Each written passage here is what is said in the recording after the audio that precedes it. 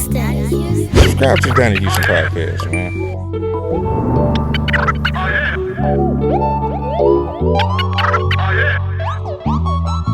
So when did you? So did you end up graduating and all that, right? Right. You went to what, Sterling? Yeah.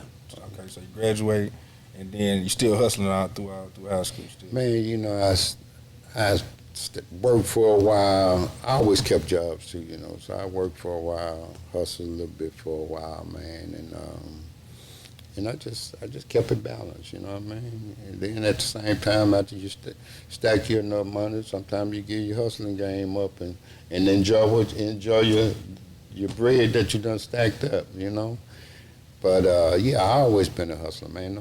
No matter what it was, from from music to CDs to whatever it is. Just like right now in the business, I'm still hustling with trucking. I'm still hustling and selling. Figuring out ways to get it. Yeah. But I learned that you can be a hustler on different levels, but you don't always have to hustle illegal.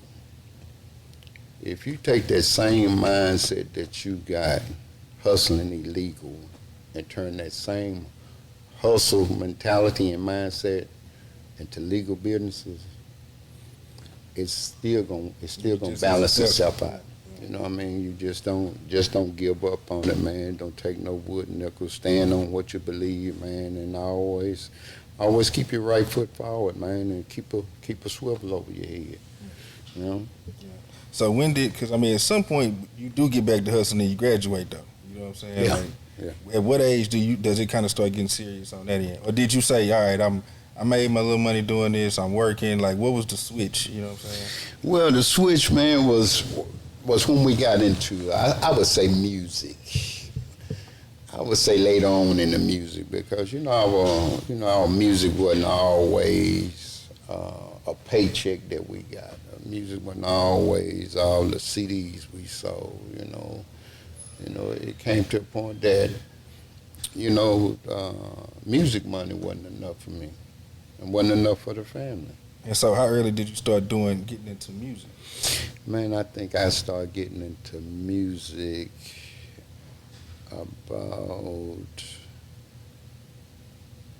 I'll say about 27 years ago. Yeah, it's a long time. About 27 years ago. And that started from... so you talking about like about 95? Yeah, we way back there, man.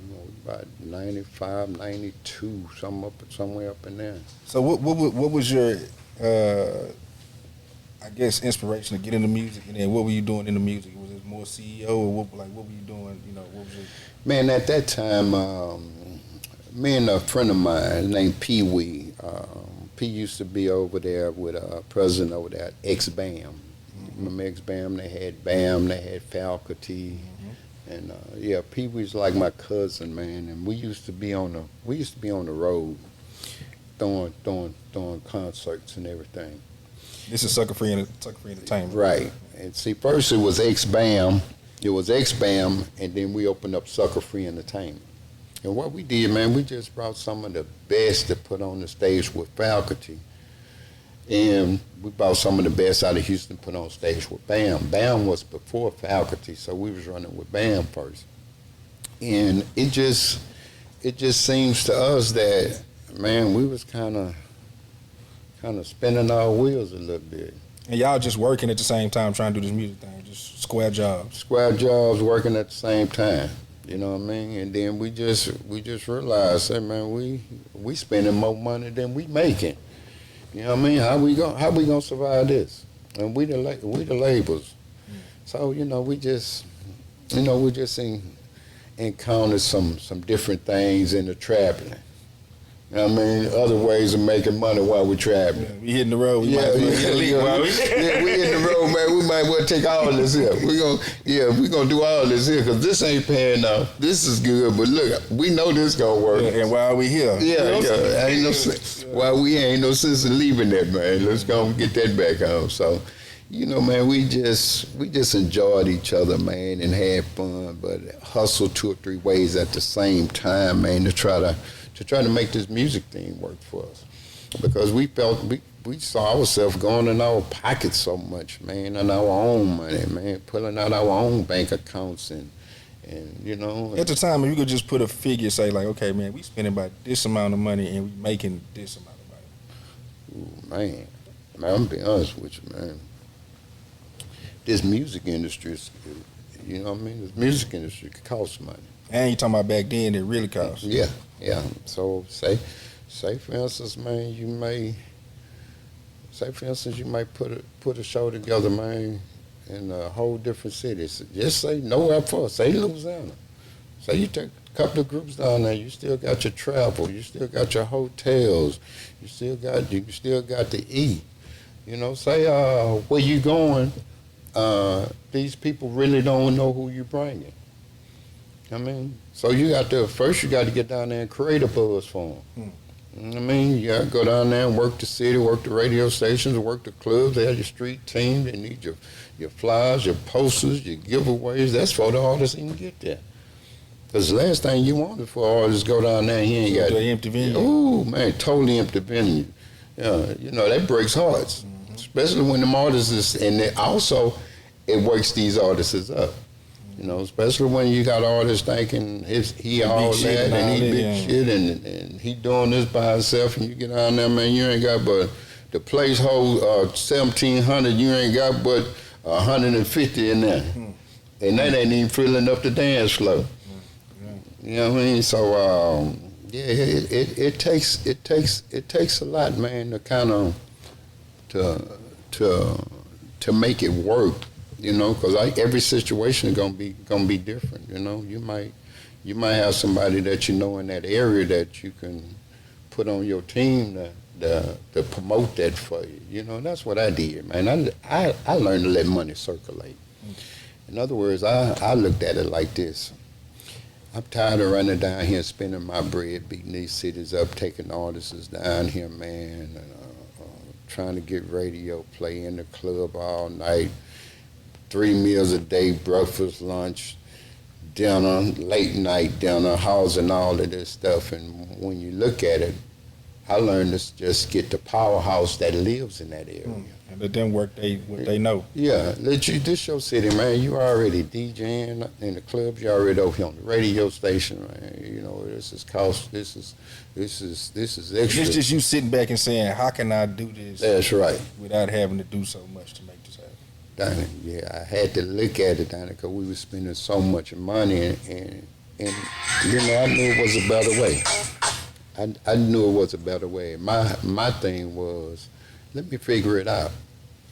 And I'm being honest with you. What I'm giving you now is really part of a blueprint for the ones that did make it and that did do it.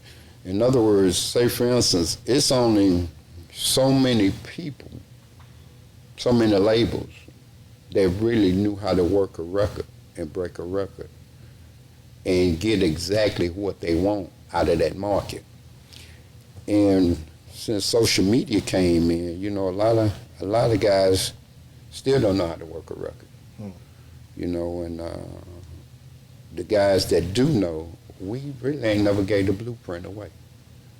You know, I give big shout outs to my brother Jay Prince, man. Jay one of the ones that label knew what they was doing. They knew how to work a record. You know, Sucka Free knew how to work a record. You know, a couple other labels that knew how to work a record. But to this day, you know, if you look at it right now, you can't do it without social media. You got to have social media. But at the same time, you can't do it without working either. Can't get away from that. You have to do both. You got to do both.